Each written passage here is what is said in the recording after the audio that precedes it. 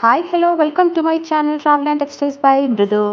ഇന്ന് കൊള്ളു ദോശ ഉണ്ടാക്കാം. കൊള്ളു വെയിറ്റ് ലോസിന് നല്ലതല്ലേ, അതുകൊണ്ടാണ്.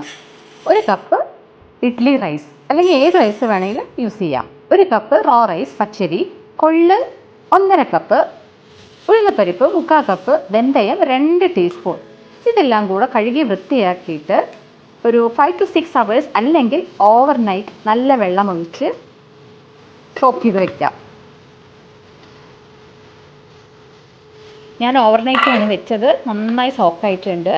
നമുക്കിതിനെ മിക്സി ജാറിൽ അല്ലെങ്കിൽ ഗ്രൈൻഡറിൽ നല്ല ഫൈനായിട്ട് അരച്ചെടുക്കാം.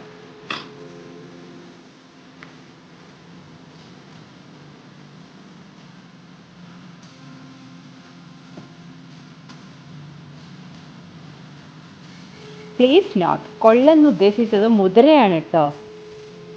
വെയിറ്റ് ലോസ് മാത്രമല്ല, പ്രോട്ടീൻ റിച്ച് ലെൻറ്റിൽ കൂടെയാണ് ഈ കൊള്ള്. അരച്ചതിന് ശേഷം ഉപ്പ് ചേർത്ത് ഒരു 5 to 6 hours ഫെർമെൻറ്റേഷന് വെക്കാം. അതിനുശേഷം നമുക്ക് ദോശ ചുട്ടെടുക്കാം.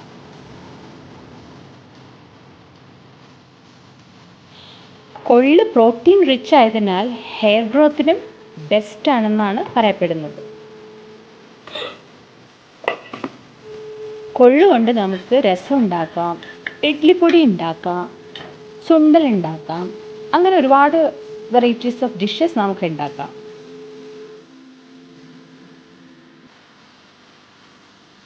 കാണുമ്പോൾ തന്നെ അറിയാം എത്ര ക്രിസ്പിയാണെന്നല്ലേ.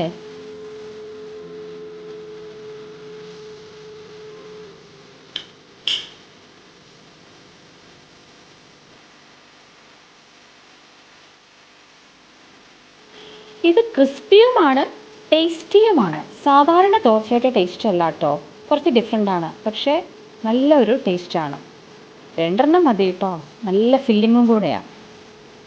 ഞാൻ ഇതിൻ്റെ കൂടെ ഒരു ചട്നിയല്ല, വെറൈറ്റി സൈഡ് ഡിഷാണ് കൊടുത്തിരിക്കുന്നത്. ഒരു ആന്ധ്ര ട്രഡീഷണൽ സൈഡ് ഡിഷ്, ഇഡ്ഡലിപ്പൊടിയുടെ ഒക്കെ കുറച്ച് പോലെ ഇരിക്കും. Recipe on the way. Thank you for watching my channel.